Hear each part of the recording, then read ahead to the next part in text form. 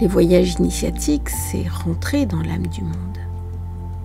Et l'âme du monde, on va la rencontrer dans le désert. Dans le désert, on marche.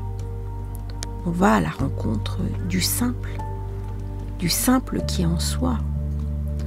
On aborde le dépouillement, quelque chose qui est essentiel, quelque chose qui va parler à notre mémoire, à notre absolu. Nos ancêtres venaient du désert.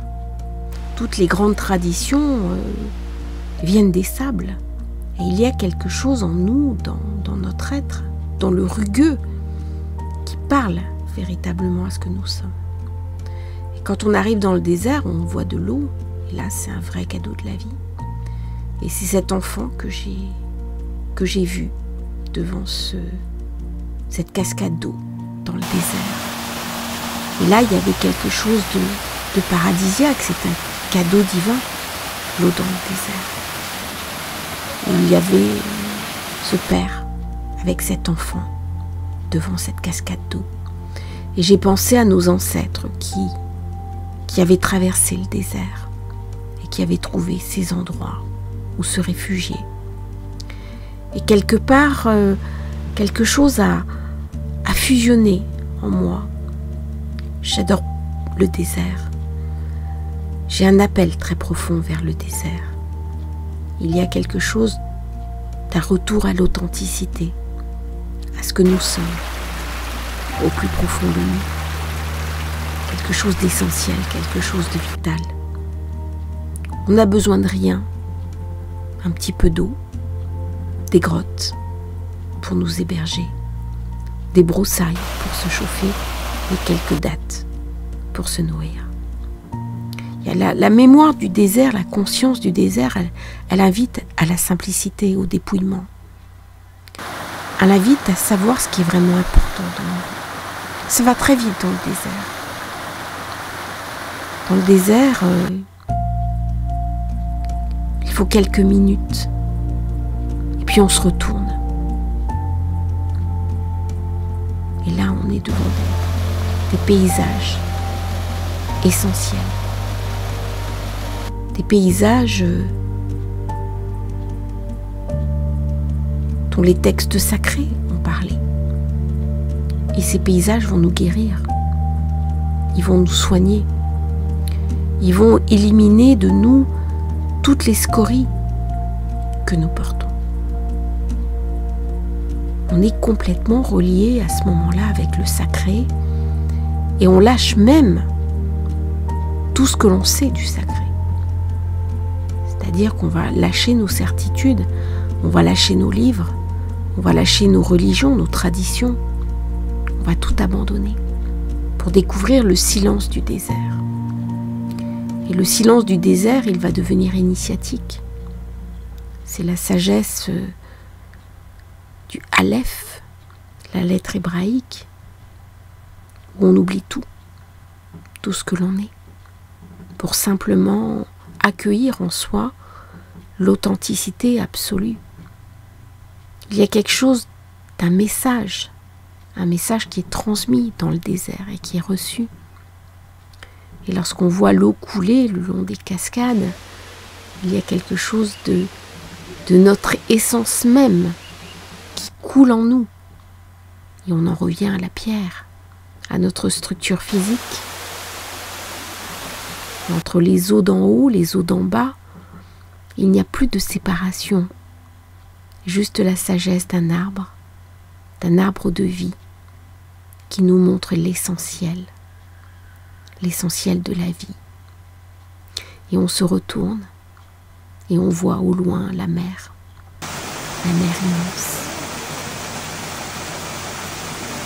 La sagesse du désert, c'est aussi, j'ai fait un lapsus, le désir d'en revenir à quelque chose de nous-mêmes. Nous avons dans notre cerveau reptilien ce lien profond, ce lien intime avec nos ancêtres. Nos ancêtres qui avaient des vies beaucoup plus simples que les nôtres et que nous sommes invités à retrouver, Alors bien sûr, quand on sort du désert, on retrouve notre vie moderne. Et dans le désert, on oublie tout ce que nous sommes pour juste accepter d'être. Et là, on peut véritablement fusionner avec la conscience du divin. Et on se retourne, on voit ces paysages bibliques.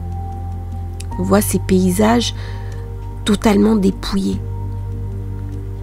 Et ce dépouillement nous parle d'une beauté absolue. Et cette beauté absolue nous relie aussi avec le sens même de la vie, avec le sens même du sacré.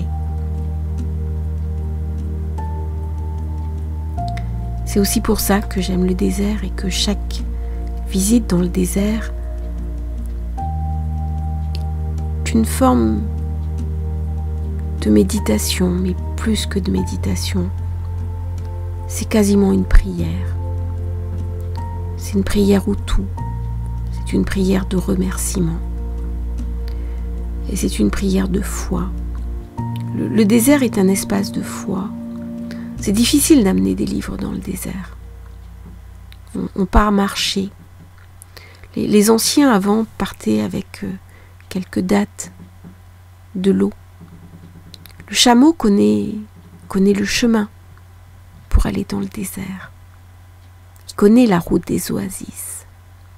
Et il sait là où il va. Et les bédouins le suivaient. Et à l'époque, il y avait des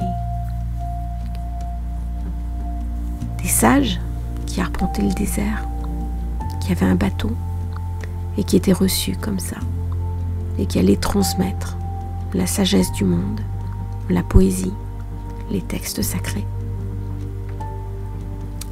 C'est pas un univers facile, le désert. C'est comme la mer, ce sont des univers rugueux.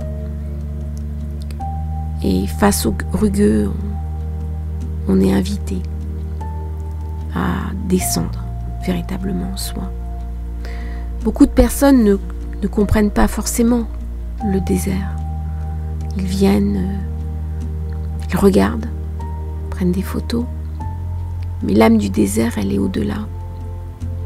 Il faut vraiment se connecter avec l'essence même du désert et se connecter aussi avec son cerveau reptilien, nos mémoires profondes, pour faire ce voyage initiatique.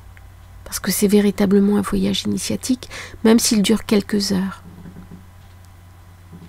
Et quand il dure plusieurs jours, c'est absolument fantastique, ça vous lave.